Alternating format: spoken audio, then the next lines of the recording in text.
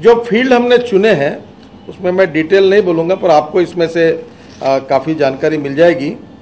Total जो 37 sectors हम concentrate कर रहे हैं उसमें agriculture, food and agro industry, infrastructure development, road के बारे में अक्सर ये बात मैं मंत्री था तब मैंने हमारे पास लिख कर रखी थी।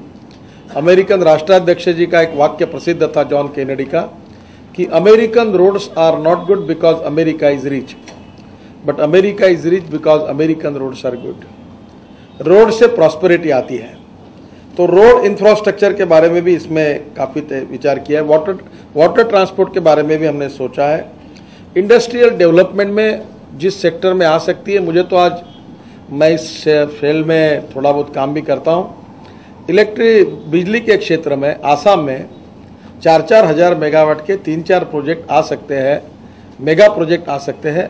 और जो बिजली का उत्पादन यहाँ का होगा, यहाँ के लोगों को तो बिजली सस्ते में मिलेगी, पर अगर आसाम सरकार को अगर बिजली सरप्लस होती है तो बिजली सस्ते में देकर बहुत बड़े प्रमाण पर कैपिटल इन्वेस्टमेंट इंडस्ट्रियल सेक्टर में लाई जा सकती है। अर्बन प्लानिंग, अर्बन डेवलपमेंट का है, जिसमें solid waste management, water recycling का भी है। रूरल डेवलपमेंट के बारे में भी काफ़ी अच्छी चैप्टर इसमें है। रेलवे के बारे में है। मिनरल वेल्थ के बारे में मैंने आपको बताया। केन, बाम्बू, हैंडलूम, हैंडीक्राफ्ट्स का बताया। ये जो टी इंडस्ट्री है, ये यहाँ की एक स्ट्रेंथ है। वर्ल्ड में ये टी यहाँ से जाता है, उसका प्रोसेसिंग करके, पैकेजिंग करके वो इंडस्ट्री यहाँ क्यों ना शुरू हो जाए। और दूसरी इंपॉर्टेंट चीज़ है कि जो लाखों इसमें कामगार टी गार्डन में काम करते हैं, उनकी रोजी केवल 66 रुपीज़ है। उनके वेलफेयर के लिए मेडिकल स्कीम्स क्यों नहीं आ सकती है। जैसे हॉस्पिटल के प्रोजेक्ट्स इनके लिए खुल सकते हैं, क्योंकि उनसे इंश्योरेंस के पैसे कटते हैं, मेडिकल इंश्योरेंस के।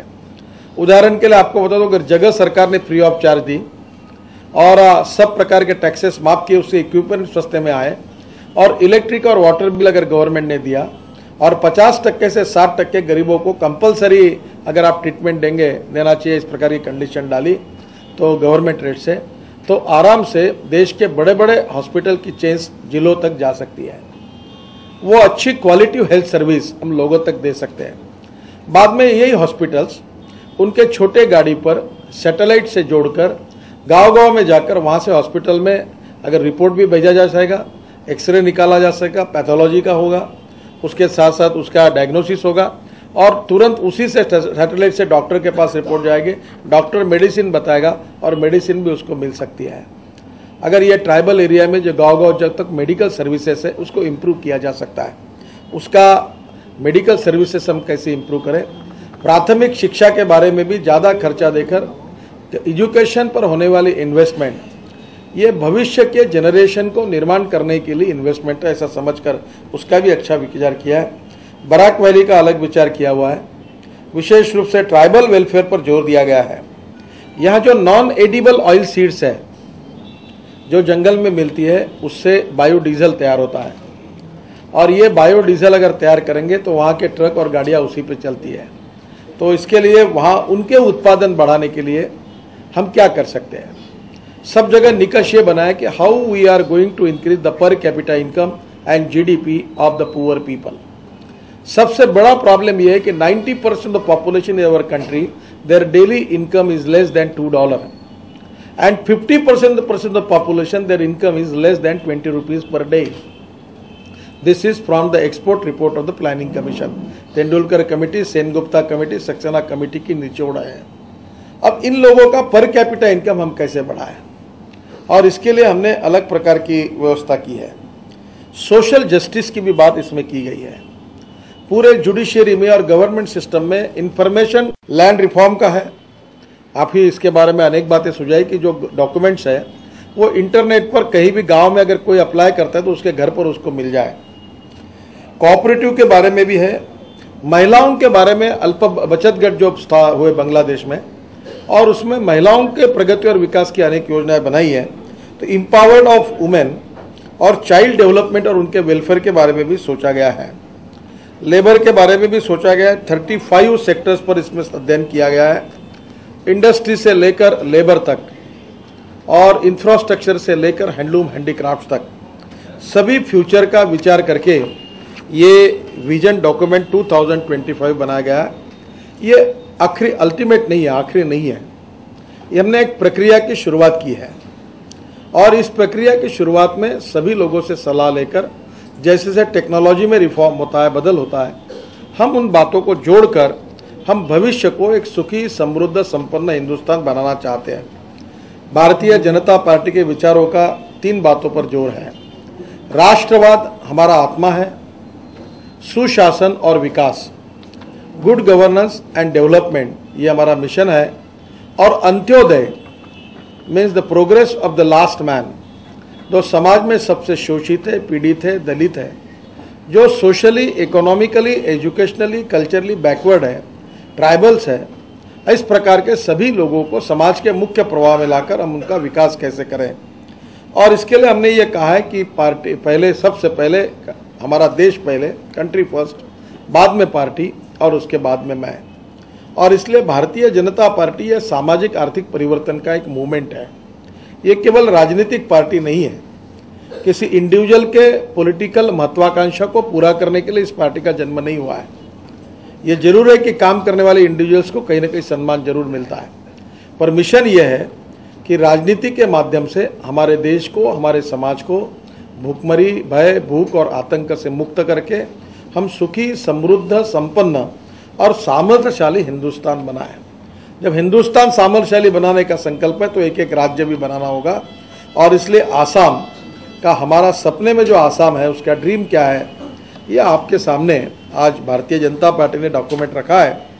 और इसमें काफ़ी बातों के लिए हमारे यहाँ के लोगों ने बहुत मेहनत की है, लोगों से सुझाव लिए, क्योंकि सभी प्रकार के लोगों की आशा, अपेक्षा और आकांक्षा इसको एक करना, एक प्रकार से ये भविष्य का सपना है।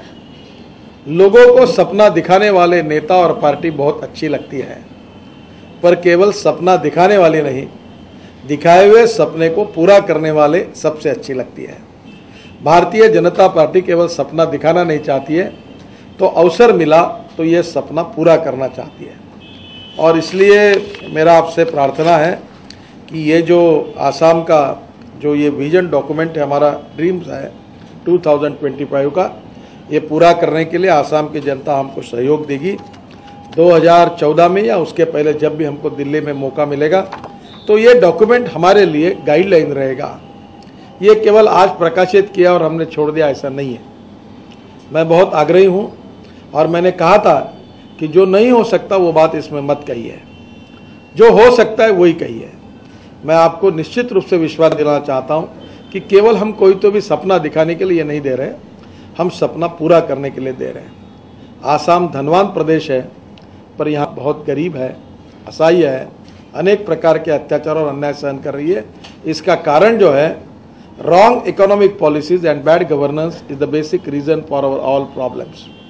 मुझे लगता है इसके साथ गुड गवर्नेंस और सिस्टम में सुधार किया जाएगा, और निश्चित रूप से भ्रष्टाचार मुक्त प्रशासन अगर होगा और विकास की दृष्टि होगी, कंस्ट्रक्टिव थिंकिंग होगा, टीम वर्क होगा और राष्ट्रीय सामाजिक संवेदनशीलता होगी, fast track transparent decision making process होगा, तो nothing is impossible. Impossible word itself it means that I am possible. और मुझे लगता है कि ये भविष्य में ये असंभव को संभव करने के दिखाने का ही आह्वान हर नेता और पार्टी के सामने रहता है। भारतीय जनता पार्टी इसको स्वीकारती है और निश्चित रूप से ये पूरा करने का प्रयास करेगी, ऐसा वचन मैं आप सबको देता हूँ। आप कुछ पूछना चाहते तो पूछिए, जिसका जवाब मैं देता हूँ।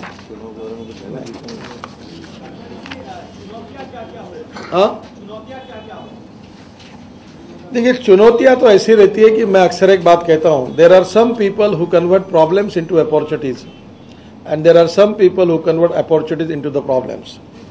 तो चुनौतियां है, चुनौतियां कभी समाप्त नहीं होती। उस चुनौतियों को स्वीकार करके उसका रूपांतर किस प्रकार से सुखी, समृद्ध, संपन्न और गरीबी, भूखमरी, अज्ञान, भय, भूख, आतंक से मुक्त आसाम बनाया जा सकता है, ये चुनौती है। हम इसको परिवर्तित करके एक अच्छा चित्र खड़ा करके दिखाएंगे। ये हमारा मिशन है, ये हमारी कोशिश है। आपने हाल ही में फिर से आंदोलन करने की बात कही थी, तो उसका स्वरूप क्या होगा, उसका मुद्दा क्या होगा? कौन से आंदोलन? रांची में एक सभा के आयोजन जो आपने कहा था कि 6 अप्रैल से जो है फिर से आंदोलन किया जाएगा, वो उसका भ्रष्टाचार। देखिए, मैंने वो कहा था कि 6 अप्रैल से भारतीय जनता पार्टी ने जो महंगाई है, भ्रष्टाचार है और काला धन है, इसके खिलाफ देश भर में एक संघर्ष अभियान शुरू करने का तय किया है। 6 अप्रैल से 20 जून तक हम ये कार्यक्रम करने वाले हैं। पर जिन राज्यों में चुनाव है उन राज्यों में ये आंदोलन अभी नहीं होगा और हम इसके कारण फिर से देशव्यापी संघर्ष करने की योजना हमने तैयार की है। आपको अच्छा लग रहा है ना, मैं आ रहा हूँ। देखिए, मैं पार्टी का अध्यक्ष हूँ, हमारी पार्टी यहाँ चुनाव लड़ रही है और मैं शुरुआत से एक संघर्षशील कार्यकर्ता हूँ। कोई भी काम करता हूँ तो दिल से करता हूँ और नहीं करता हूँ तो मुंह पर बोल देता हूँ मुझे नहीं करना है। और मैं झूठ बोलता नहीं और झूठ प्रॉमिसेस और आश्वासन मैंने कभी दिया नहीं, मेरा ट्रैक रिकॉर्ड ऐसा नहीं है। तो मुझे लगता है कि जब यहाँ के कार्यकर्ता लड़ रहे हैं तो उनके पीछे पूरी ताकत के साथ खड़े होने का प्रयास मैंने किया है। हम लोग चुनाव में क्या नतीजा आएगा ये आप लोगों के हाथ में है, पर जहाँ तक हमारे आसाम के अध्यक्ष है, हमारी सभी चारों MP है, हमारे सभी नेता है, हमारे प्रभारी है और हमारे संगठन मंत्री जी है, हम सब लोग मिलकर और सब कार्यकर्ता मिलकर जी जान से पूरी ताकत के साथ काम कर रहे हैं। और हमारे दिल्ली से सभी राष्ट्रीय नेता हम एक टीम के रूप में काम करते हैं। हमारी पार्टी माँ बेटी की पार्टी नहीं है, बहुत सी पार्टियाँ फैमिली पार्टी बनी हुई है।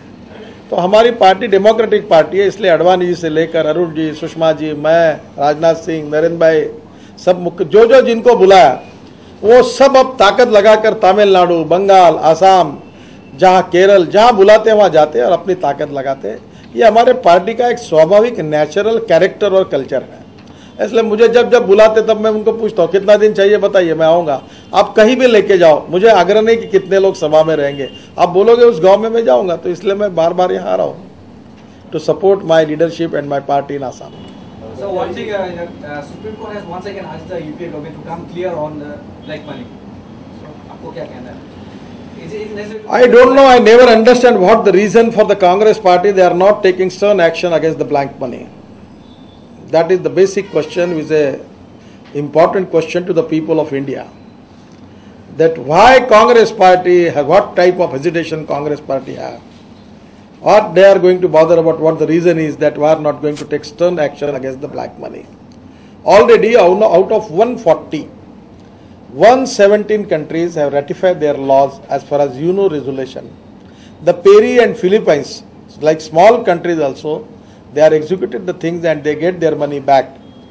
But why India is not taking initiative, why they are not taking action against the black money, the people, of how they feel that I filed an affidavit that it is that to declare the name of the people who have black money in the foreign banks, it is not in the national interest. This affidavit is submitted by the Congress party in the Supreme Court, Congress government. I never understand what the reason for that. Now, so it is $1 million question कि Congress party को लगता है कि काले धन जिनका है उनके नाम अगर जाहिर करेंगे तो कांग्रेस पार्टी के भी अनेक नेताओं का मुंह काला हो जाएगा, वो मुंह दिखाने लायक नहीं रहेंगे, इसलिए वो शायद इसमें हेजिटेट कर रहे हैं, ऐसा मुझे लगता है। आप विजन डॉक्यूमेंट का पूछो तो अच्छा है, बाकी पॉलिटिकल हो जाएगा, नहीं तो पूरा वही छाप दोगे। आप तो पूछो जरूर, पर छापना विजन डॉक्यूमेंट का इतना करिए, नहीं तो वही गायब कर दोगे। ऐसा नहीं कहा मैंने, हम पॉलिटिकल पार्टी, हमारा रिलेशन है, मैं कभी ऐसा नहीं कह रहा हूँ।